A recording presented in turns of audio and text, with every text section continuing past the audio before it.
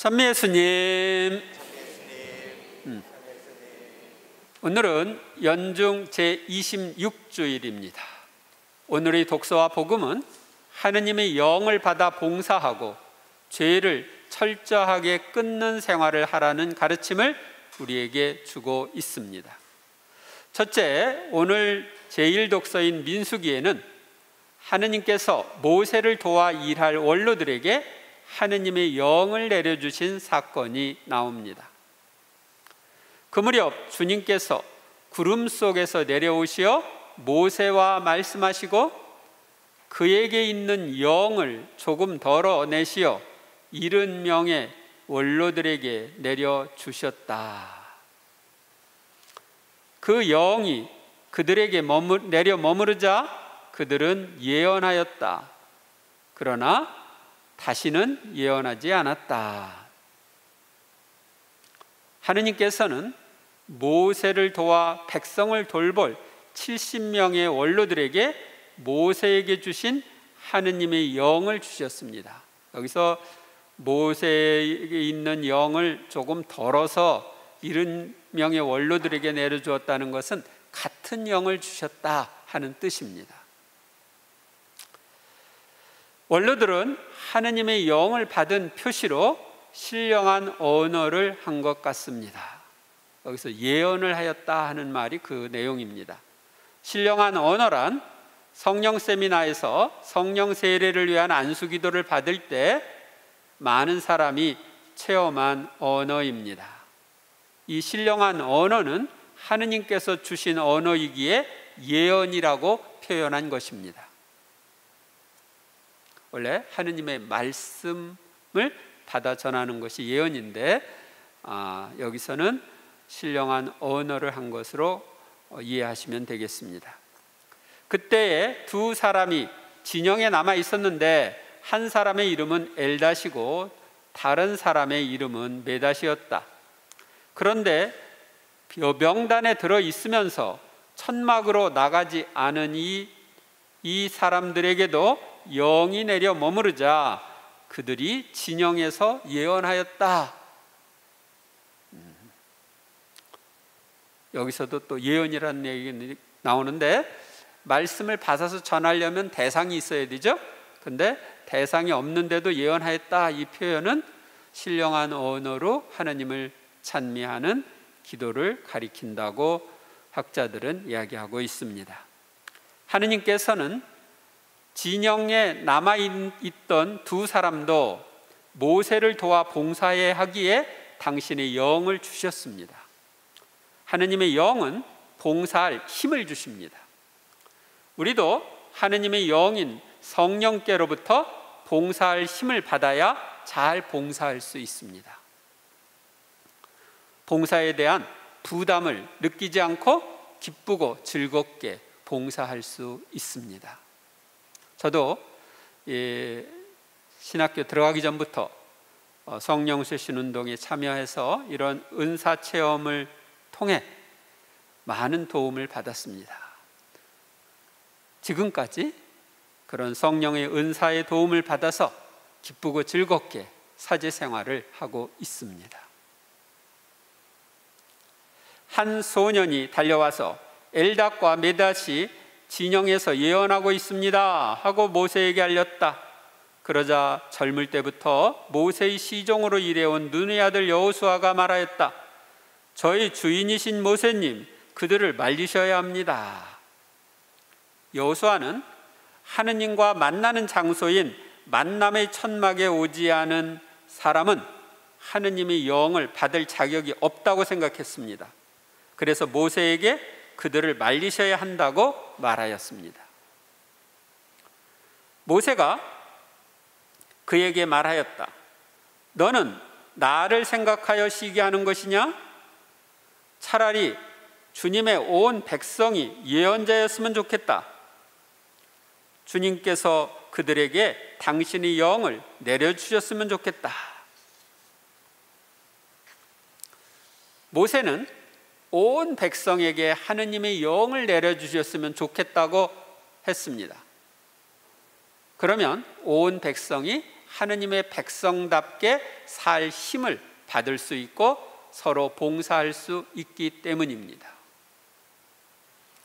요엘 예언서 3장 1절에는 나는 모든 사람에게 내 영을 부어주리라는 말씀이 나옵니다. 언제 하느님의 영인 성령이 모든 사람 위에 내릴까요? 신자든지 비신자든지 누구에게나 하느님의 영이 내릴 때가 올 것입니다. 언제 올지 가르쳐드려요? 앞으로 제2의 성령 강림이 오면 모든 사람이 하느님의 영인 성령을 받을 것입니다. 그것을 위해서 하느님은 우리 교회 안에 마리아 사제운동을 일으켜 주셨습니다. 이 마리아 사제운동은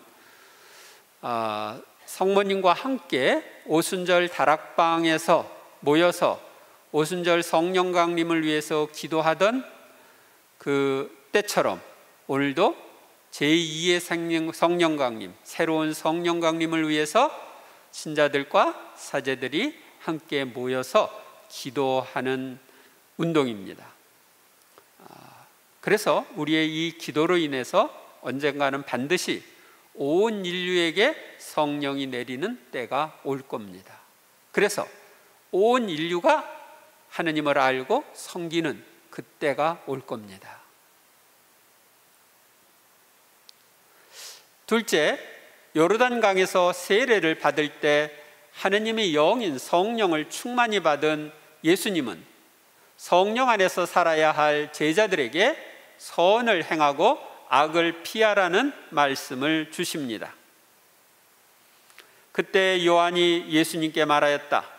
스승님, 어떤 사람이 스승님의 이름으로 마귀들을 쫓아내는 것을 저희가 보았습니다. 그런데 그가 저희를 따르는 사람이 아니므로 저희는 그가 그런 일을 못하게 막아보려고 하였습니다. 마귀가 쫓겨난 것은 사람이 아니라 예수님의 이름 때문이기에 예수님의 제자가 아닌 사람도 예수님의 이름으로 마귀를 쫓아낼 수 있었습니다. 오늘날도 비신자나 예비신자라 하더라도 예수님의 이름으로 마귀들을 쫓아낼 수 있습니다. 예수님의 이름으로 명령해서 떠나라고 할 수 있습니다. 예수님의 이름 때문에 마귀가 나가는 겁니다.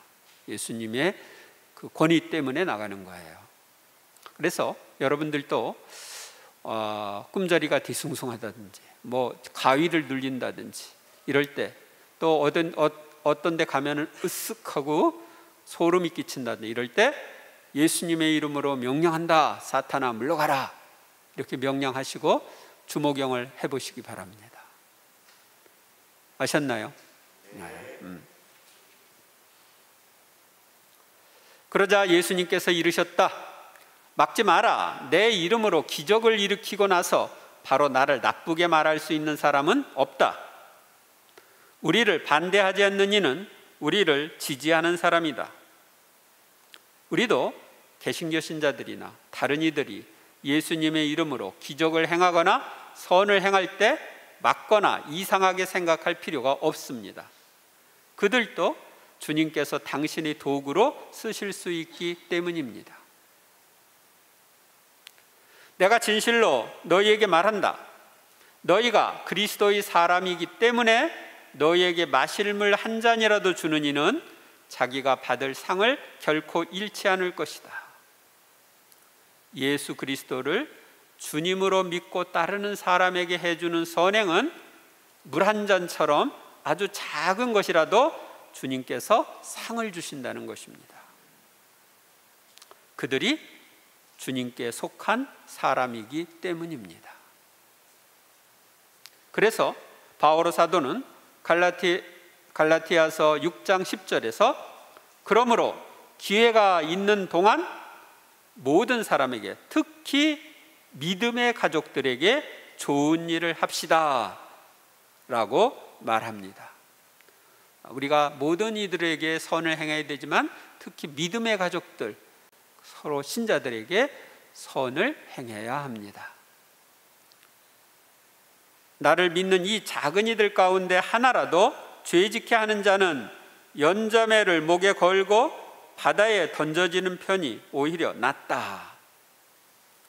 예수님께서는 예수님을 믿는 이를 죄짓게 하는 자는 그런 죄를 지키보다 바다에 빠져 죽는 편이 오히려 낫다고 말씀하십니다. 따라서 우리는 어떤 신자도 죄를 지게 해서는 안 됩니다. 죄를 지게 하는 자와 죄를 짓는 자가 모두 멸망으로 가기 때문입니다. 오늘날 오류를 퍼뜨리는 사람과 이를 받아들이는 사람이 많기 때문에 많은 이들이 지옥에 가고 있습니다. 그래서 지옥에 가면 이단들, 오류를 전하던 사람들, 그들과 또 그게 동조해서 따라갔던 사람들이 많이 있다고 합니다. 여러분들은 다행히 참 진리, 예수님이 인류 구원을 위해서 세우신 유일한 교회, 이 교회를 알게 되었고 지금 믿고 따르고 있습니다. 내 손이 너를 죄짓게 하거든 그것을 잘라버려라. 두 손을 가지고 지옥에 그 꺼지지 않는 불에 들어가는 것보다 불구자로 생명에 들어가는 편이 낫다.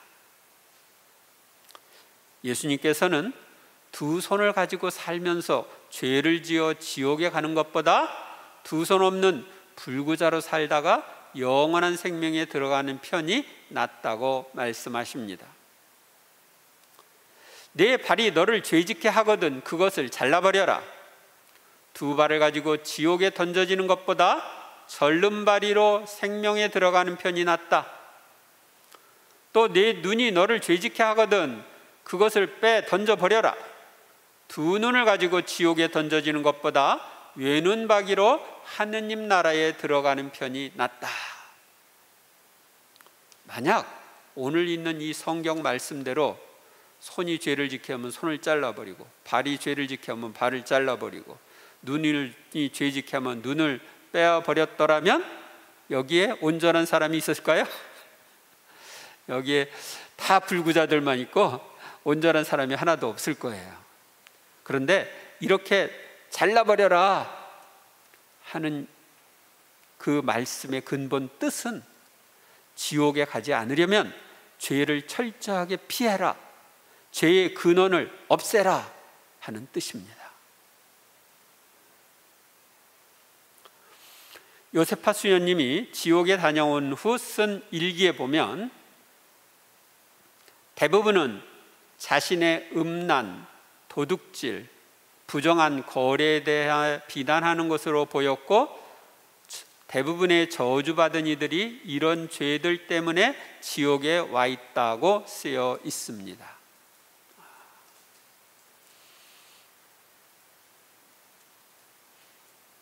지옥에서는 그들을 파먹는 구더기도 죽지 않고 불도 꺼지지 않는다. 지옥에 떨어지는 사람은 가장 불행한 사람이고 영원히 불행한 사람입니다.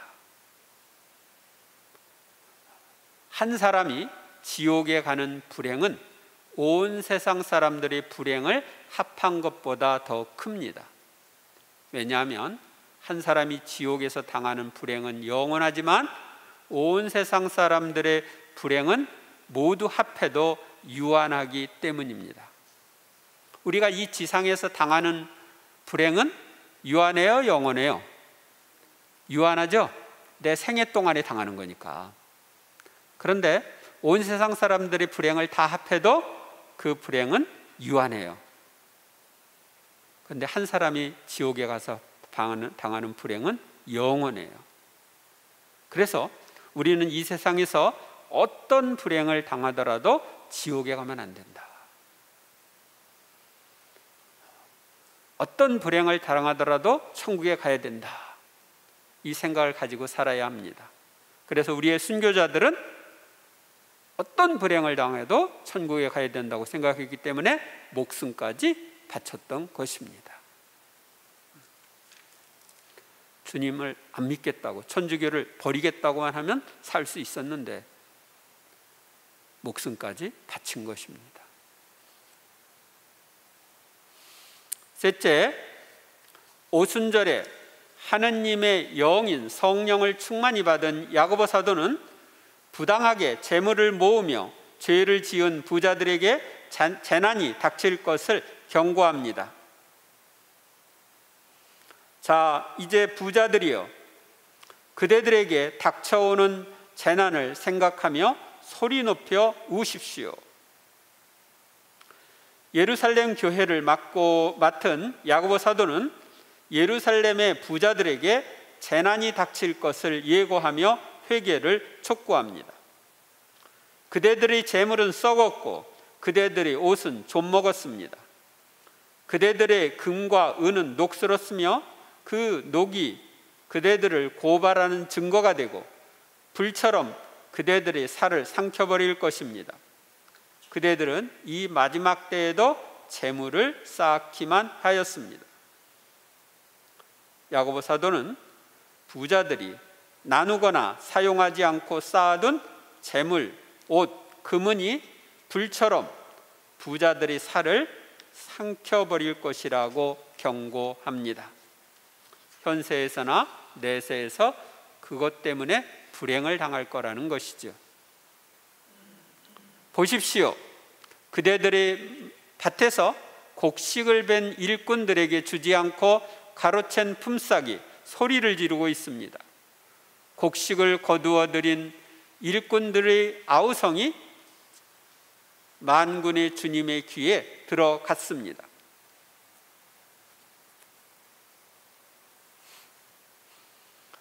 야고보 사도는 부자들이 일꾼들의 품삯을 가로채어 축제했기에 일꾼들의 아우성이 주님의 귀에 들어갔다고 말합니다.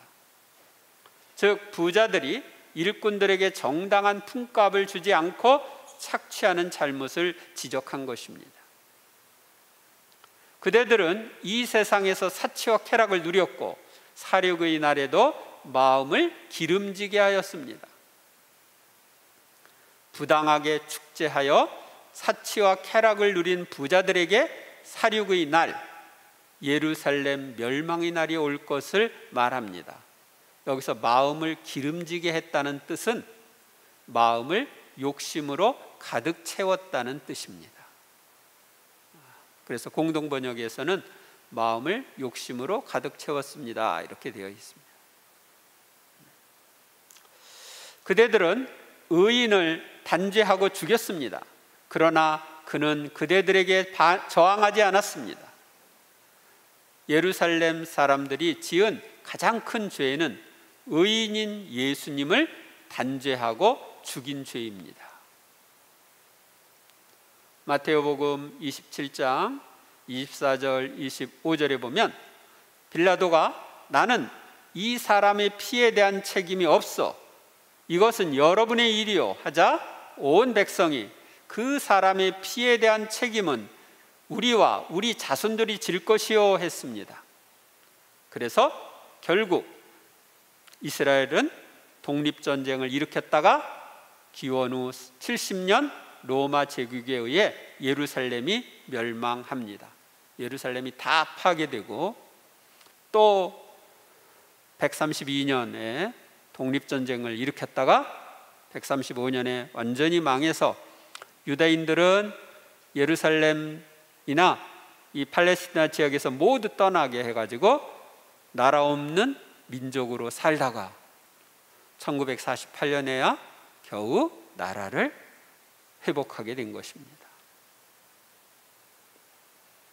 구약의 모세와 이스라엘 백성의 원로들은 하느님의 영을 받아 그 힘으로 백성들을 돌보았습니다. 우리도 하느님의 영인 성령을 받아야 잘 봉사할 수 있습니다. 그러므로 봉사자들은 성령님께 봉사에 필요한 은사를 주시도록 지속적으로 청하시길 바랍니다. 하느님의 영인 성령으로 충만한 예수님은 오늘 복음에서 예수님의 제자인 신자들에게 선을 행하여 상을 받으라고 하십니다. 또한 죄를 철저하게 피하고 죄의 근원을 없애서 영원한 불의 고통이 있는 지옥에 가지 말라고 하십니다. 따라서 우리도 서로 사랑하는 선을 행하고 내가 거듭 짓는 죄의 뿌리를 제거해야 하겠습니다. 내가 어떤 죄를 거듭거듭 짓는 이유는 뿌리는 안 뽑고 위에 싹만 자르기 때문에 그래요. 우리가 풀을 벨 때 위만 싹 잘라버리면 다시 풀이 나오죠. 그것처럼 우리가 죄를 뿌리채 뽑아야 되는데 지은 죄만 없애기 위해서 잘라버리고 그 다음에 또 나오면 또 자르고 그러다 보니까 거듭거듭 죄를 짓게 되는 겁니다. 그러면 여러분들에게 있는 죄의 뿌리를 뽑는 방법을 알려드려요? 네? 어떻게 죄의 뿌리를 뽑을 건가?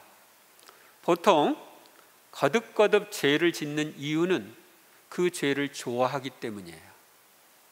그래서 죄를 미워하고 싫어하는 마음이 있어야 돼요. 죄를 미워하고 싫어하는 마음을 주시도록 청하고 정말 죄를 싫어하고 미워하면서 다시 죄를 지키지 않겠다는 결심이 일단 필요해요.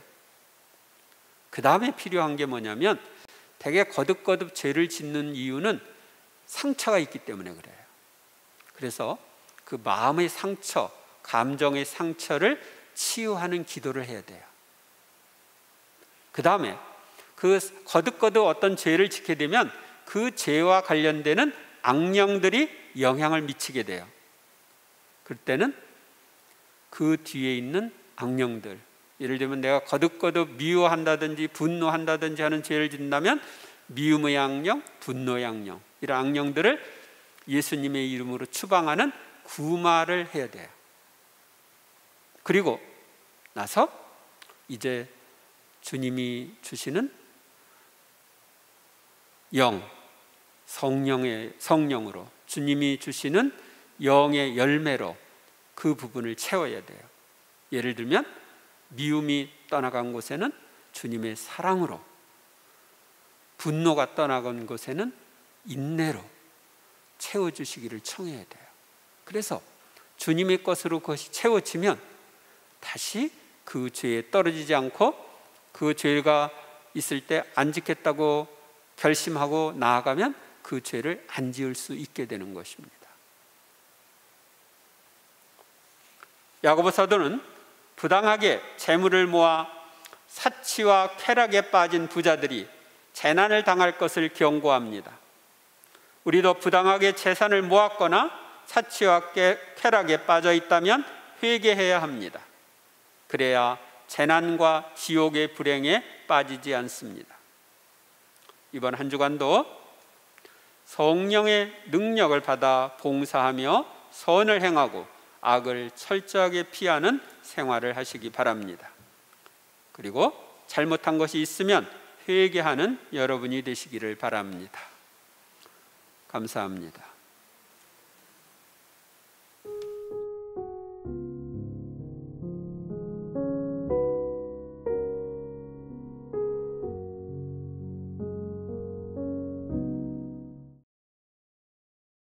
주님의 평화가 항상 여러분과 함께.